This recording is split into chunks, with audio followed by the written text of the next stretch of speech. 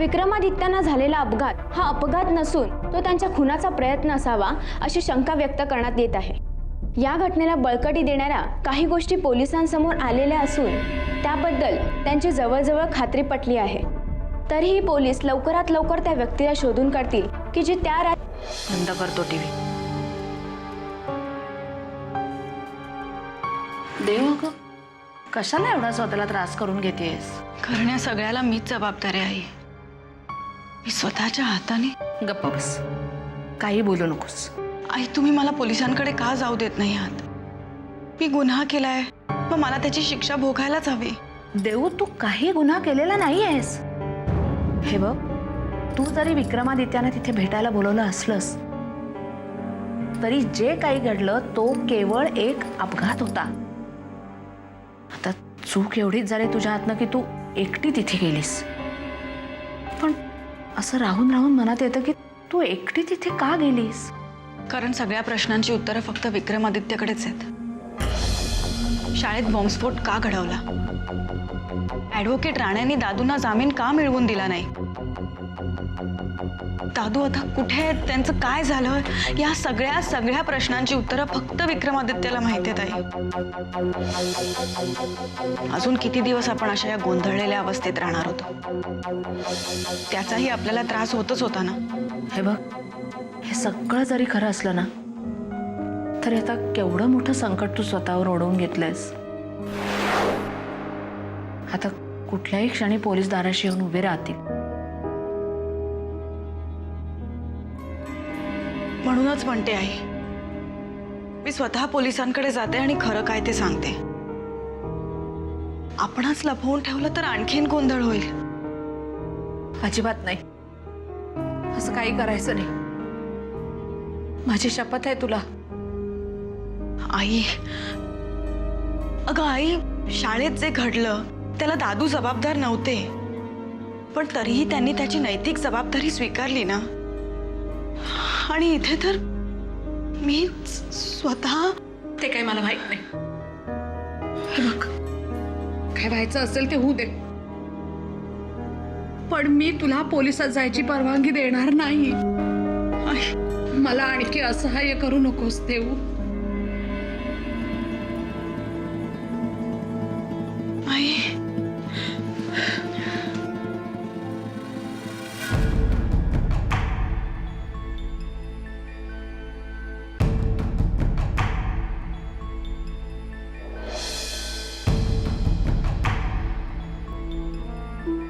कशी आहे विक्रम भाऊजींची तब्येत आता?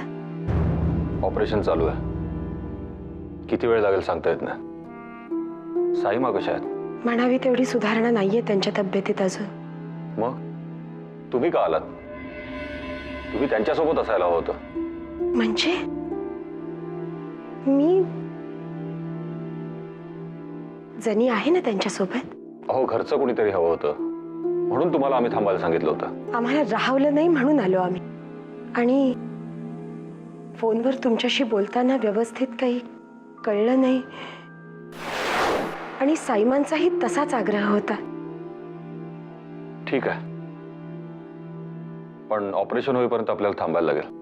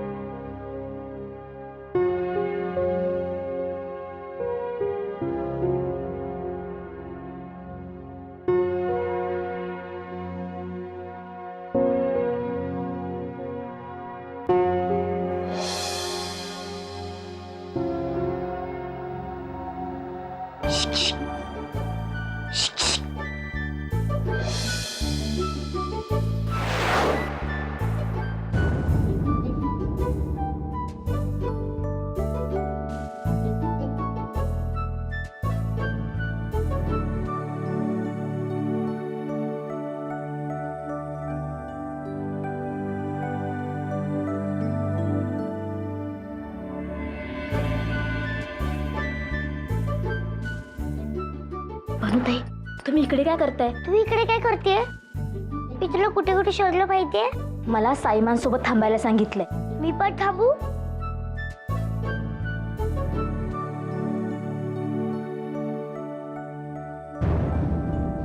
ए तू रडते का? त्यांना त्यांच्या धाकल्या साहेबांची आठवण येते. तुम्ही त्यांना प्रश्न विचारून त्रास देऊ नका. हा, मी आलेच.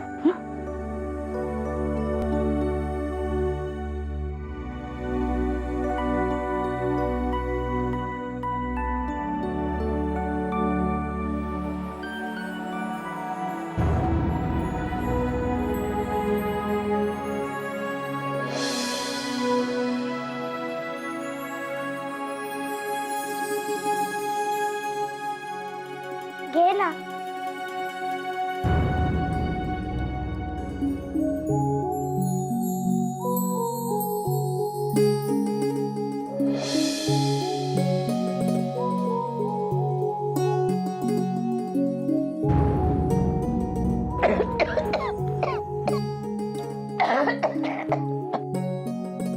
बघ, ठसका लागला ना?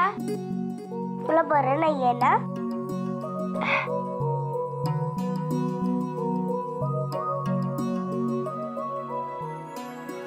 तू असताना खूप छान दिसतेस, पण रडू नकोस हा.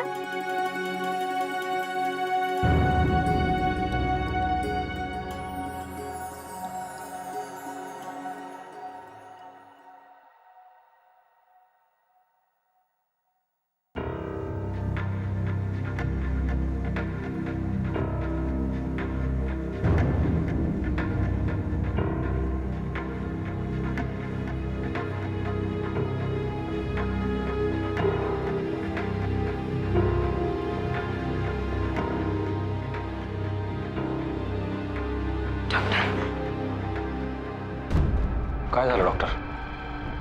I am sorry.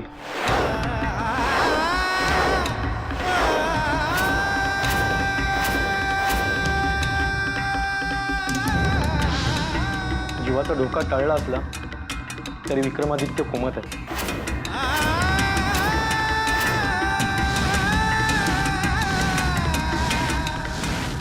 जीवाचा धोका टळला असला तरी विक्रमादित्य कोमत आहे. मग आता पुढे काय? पुढील 48 तास तरी आपल्यासाठी महत्त्वाचे आहेत. त्याशिवाय काहीच सांगता येणार नाही. भैयासाहेब, विक्रमला वाचवणं आता तुमच्या हातात आहे. तुम्ही काही करा, पण विक्रमला वाचवा बाई.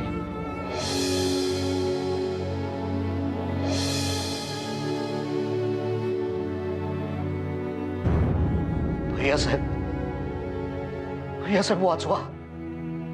विक्रमला वाचवा.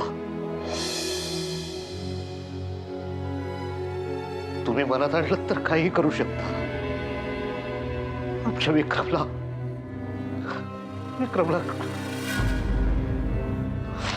भैयासाहेब, आपण राजे शिर्के आहोत. काय काय कमी आहे आपल्याकडे? वाटेल तेवढा पैसा खर्च करा, पण विक्रमला वाचवा भैयासाहेब. रणबीर राजे, विक्रमादित्य कोमातून पूर्णपणे बाहेर येईपर्यंत आम्ही आमचे पूर्ण प्रयत्न चालू ठेवू. Trust us.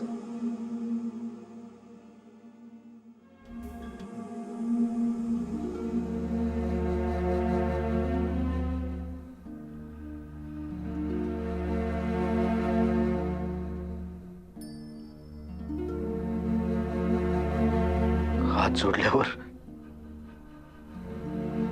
काय म्हणायचं असतं तेही आम्हाला आठवत नाही. पण तुम्ही म्हणे लोकांना वाचवता. हं? केवढी गर्दी आहे तिकडे देवळासमोर, आणि आम्हाला नेहमीच गर्दीचं वावडं. आणि तुम्ही दिलेलंच इतकं आहे आयुष्यात की आम्ही तुमच्याकडे कधीच काहीच मागितलं नाही. हात सुद्धा जोडले नाही, पदर पसरला नाही.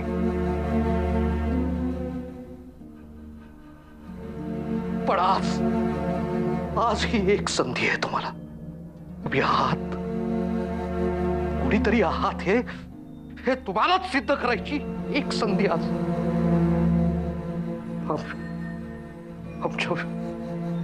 आमच्या विक्रमला वाचवा.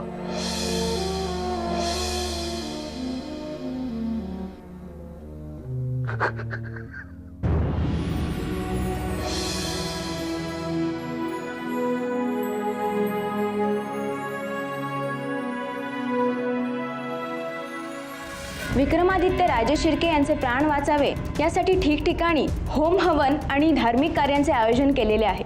आत्ताच मिळालेल्या वृत्तानुसार विक्रमादित्य राजे शिर्के यांच्यावरील शस्त्रक्रिया पूर्ण झाली आहे. विक्रमादित्य राजे शिर्के यांचे प्राण जरी वाचले असले तरी ते कोमात गेले आहेत. डॉक्टर कामत यांच्या म्हणण्यानुसार पुढील 48 तास हे विक्रमादित्यांसाठी महत्त्वाचे असले तरीही हॉस्पिटलमधल्या सूत्रानुसार विक्रमादित्यांच्या जीवाला अजूनही धोका संभवतो. विक्रमादित्यांना झालेला अपघात हा अपघात नसून तो त्यांच्या खुनाचा प्रयत्न असावा अशी शंका व्यक्त करण्यात येत आहे. या घटनेला बळकटी देणाऱ्या काही गोष्टी पोलिसांसमोर आलेल्या असून त्याबद्दल त्यांची जवळजवळ खात्री पटली आहे आणि त्या दृष्टीने काही महत्त्वाचे धागेदोरेही त्यांच्या हाती लागलेले आहेत. रणवीर राजे शिर्के यांनी या बाबतीत काहीही बोलण्यासाठी नकार दिला असला तरीही पोलीस लवकरात लवकर त्या व्यक्तीला शोधून काढतील की जी त्या रात्री विक्रमादित्यांना भेटण्यासाठी शाळेच्या टेरेसवर गेली होती.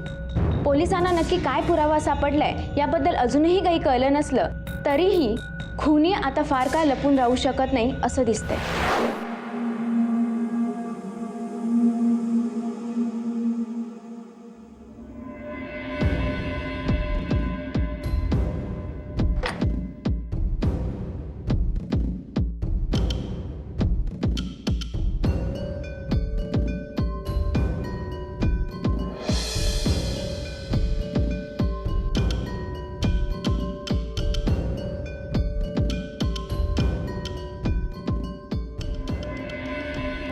आई, काय करतेस तू हे? तू आत्ताच्या आत्ता हे घर सोडून दुसरीकडे राहायला जायचेस. काय? अगं काय बोलतेस तू आई? आणि जोपर्यंत आमच्यापैकी कोणी तुला आणायला येत नाही तोपर्यंत तू घरी परत यायचं नाहीस. आई कुठे पाठवतेस मला तू? अमरावतीला, ताई मावशीकडे. हे सगळं प्रकरण निस्तरलं जाईपर्यंत तू तिथेच राहायचंस.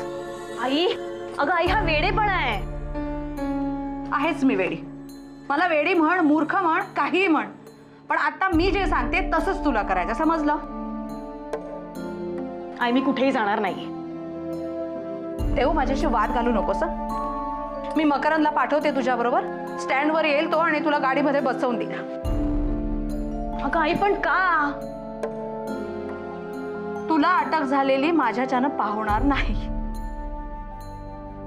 विक्रमादित्य सिरियस आहेत, त्याचं गांभीर्य लक्षात येत आहे ना तुझ्या? उद्या जर त्यांचं बरं वाईट काही झालं तर त्यांच्या खुनाचा आरोप तुझ्यावर येऊ शकतो.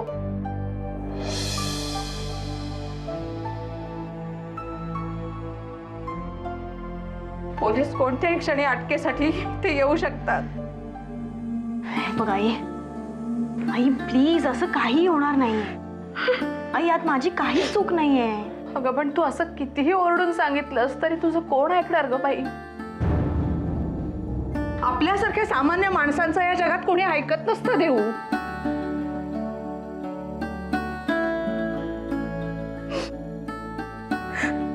तुझं इथून निघून. आई तू मला पळून जायला सांगतेस. बाबांना लोक पळपुटे म्हणतात, आता यापुढे मलाही म्हणतील. चालेल मला,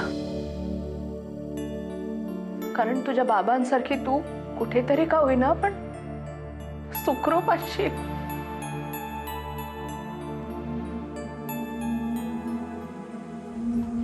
मी कमनशिबी आहेस का देऊ? माझी माणसं माझ्या जवळ नसणं ही माझी नियती आहे, ठीक आहे, पण माझी माणसं या जगातच नाही, कल्पनाही नाही सहन करू शकत मी. आधी तुझे बाबा दूर गेले, आता दादू कुठे ते माहित नाही.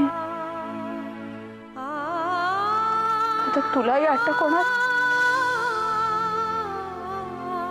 देव तू इथून निघून जा, पळून जा, या सगळ्यापासून लांब पळून जा.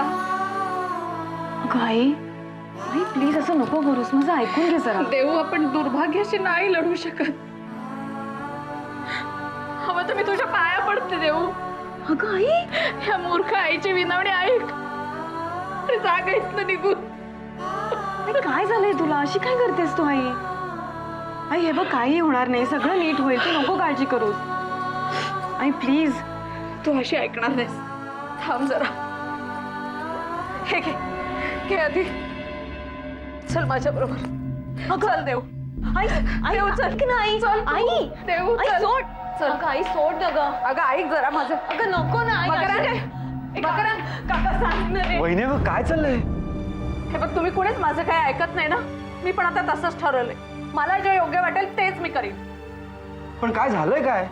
काका आईचं असं म्हणणं आहे की मी इथून लांब जावं. लांब? कुठे आणि कशासाठी? तुझ्या सगळ्या प्रश्नांची उत्तरं देईन मी मकरंद. पण आधी तू हिच्याबरोबर जा आणि हिला अमरावतीच्या बसमध्ये बसवून दे. अमरावतीला? का? तेच विचारते मी.